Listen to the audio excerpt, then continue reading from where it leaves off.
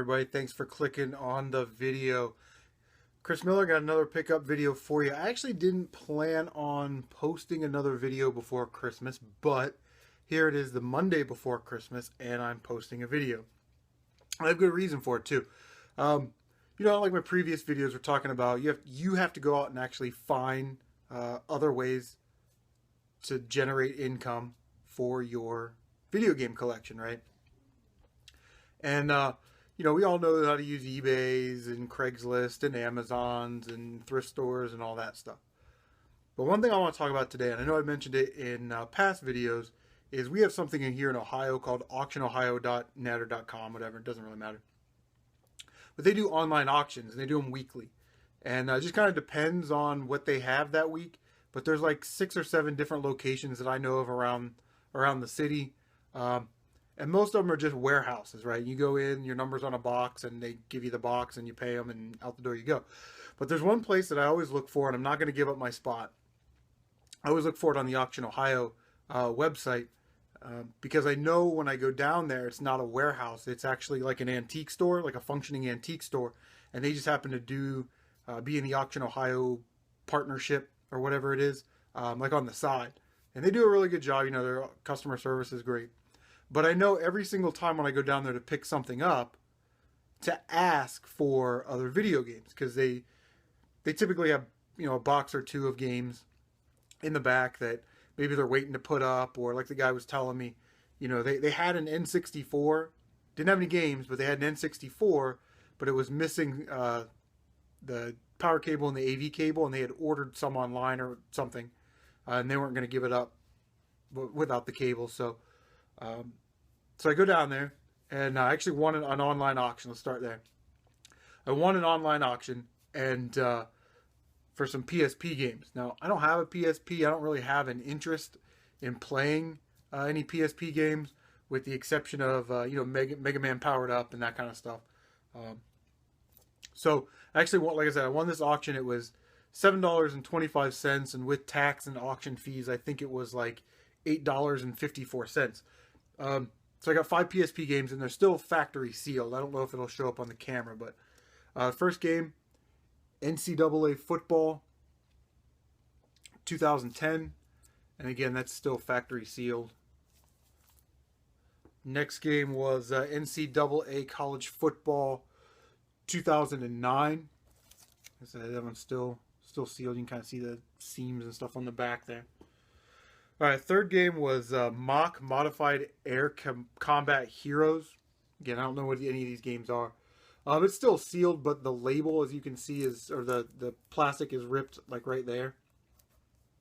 So I don't know if you still categorize that as sealed or if it's loose or whatever. I don't really care.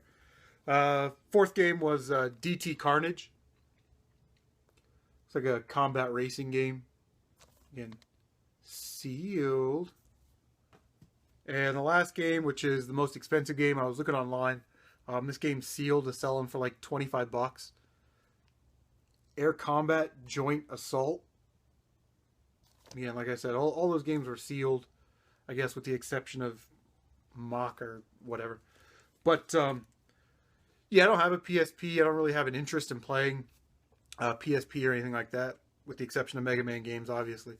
So for $8.54, I'm probably going to flip those. I'll Craigslist them. I'll try and put them up for $25. Let somebody talk me down to $20, and make a little profit there. So, I've said before, it's real tough to try and flip games and find games to flip and figure out other ways to supplement your game collection.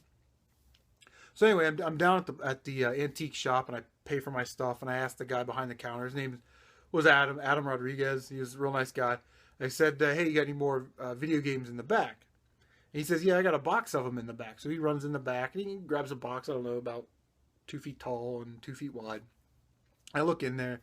It's not a lot. There's a couple Mario Duck Hunts, Jurassic Park for the Super Nintendo, I think like Madden or something for the Super Nintendo.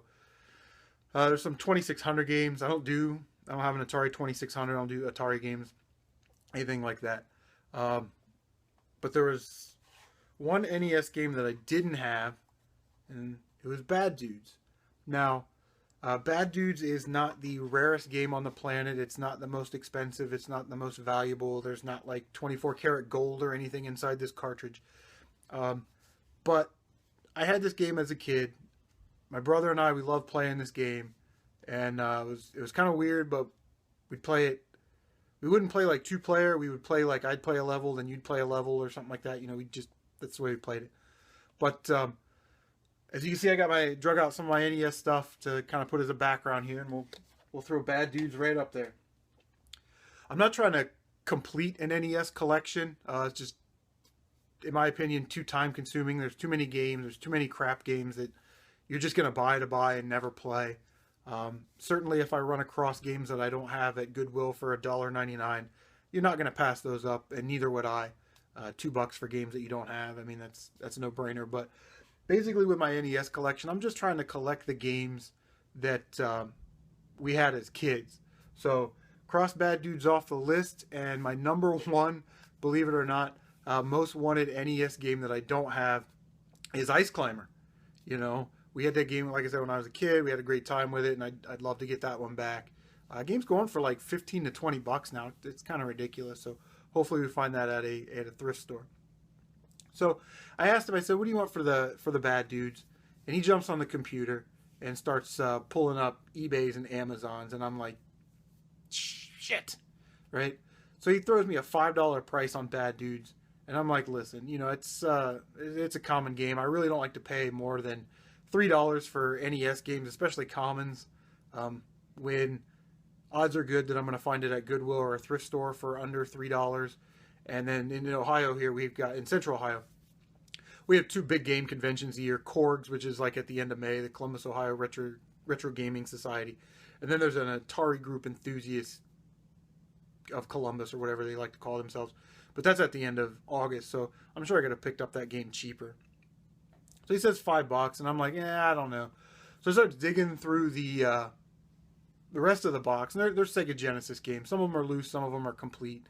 And it's like, you know, on the top of the box with the spine facing towards the cardboard. I pick it up, it's like PGA Tour golf, and then, you know, Joe Montana football, and, you know, another PGA Tour golf, and baseball or whatever. So I'm holding like 4 Genesis games in my hand. And I almost made a rookie mistake. I almost just put them on top or back in the box on top of the other ones and just kind of, you know, passed it off as, well, the rest of them are shitty sports games too. Don't ever make that mistake, because as I'm putting them down, I said to myself, hey, stupid, just check the rest of them. So the second game, the rest of them were crappy sports games, with the exception of the one that I'm going to show you. It is complete. I love the shooter genre. It's one of my favorite shooters across all systems. But picked up a copy of Wings of War for the Sega Genesis, and it is complete. I have the manual turned around so it doesn't get all bent up. But yeah, so it's complete with the manual. Kind of an interesting cover to the cartridge. It's just like a flat white color with print on it. I mean, it's not very appealing, but this game typically goes for like $40. But I knew when I was looking at it and I was looking at the back of the box, I knew it had to be like a $25 or $30 game. So I said, hey, how much do you want for this one? And of course he jumps on his computer and he starts typing away, and I'm like, ugh. So then he proceeds to tell me what game prices are, right? The guy that owns the antique shop there is going to tell me that a sealed copy of that game just went for $150, which he's correct. One did go for $150.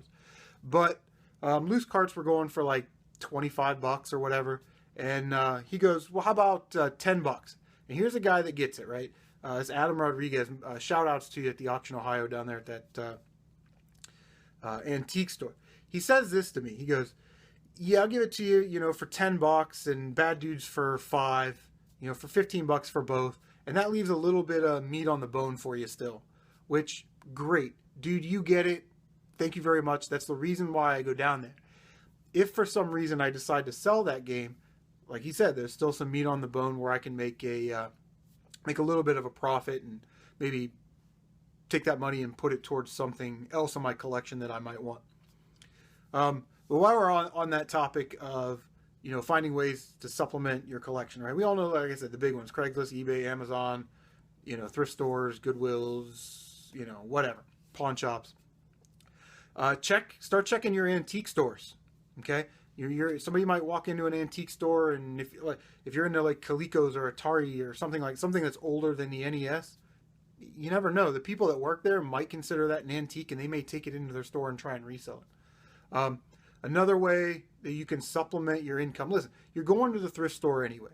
Okay, you might as well, and you're going to look for video games. That's great, but you might as well take a little bit of time and research other things that you may find at a thrift store that you can trade or sell or whatever, that you can flip for like quick cash, and you can put that money back in your game collection or pay off bills or do whatever. So if you're a fan of A. Crosby 1099 or Jeff McNZ, definitely recommend subscribing to those channels or checking them out if you don't. They have figured out that the TI-80 series calculators, specifically the TI-83 Plus, if you can find it at a thrift store for under $10 or so, and it functions, the battery cover's still there, the terminals aren't corroded, and like I said, functions, you can kind of flip those online real quick for $35 or $40. And the reason is because college students and even now high school students need those calculators.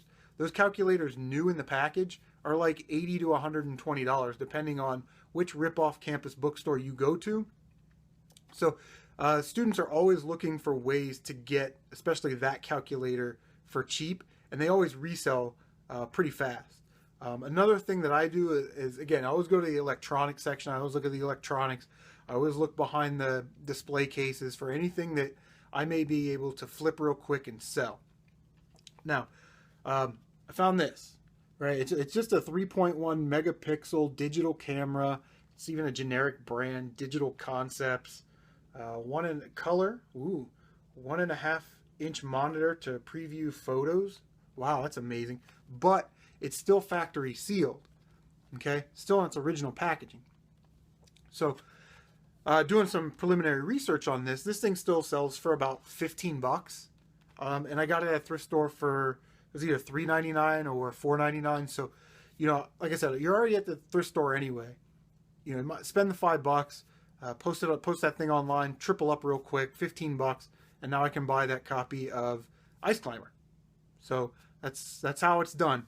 I promise you guys this will be the last video before Christmas break, and probably won't do another video until after New Year's.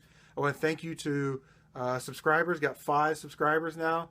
Like I said, Mr. Jeff McNz was kind enough to subscribe to my channel, as well as Cory Szamier, who also has a pretty interesting channel. He does pickup videos as well. But one thing I love about Cory's channel is that he's not afraid to like branch off and do some different things. Right? Like he was doing morning Let's Plays for a while, which I actually kind of enjoyed because I get off work in the morning, so it gives me something to watch while I'm eating breakfast.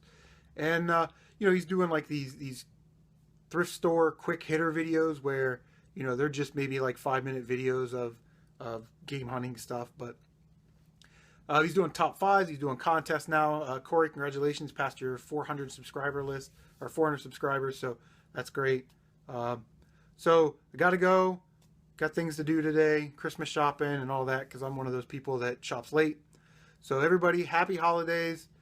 Thank you so much for watching. And hey, drag out your NES and play some of those old games that you used to play as a kid, and enjoy the holiday season. So everybody, happy gaming. Thanks for watching.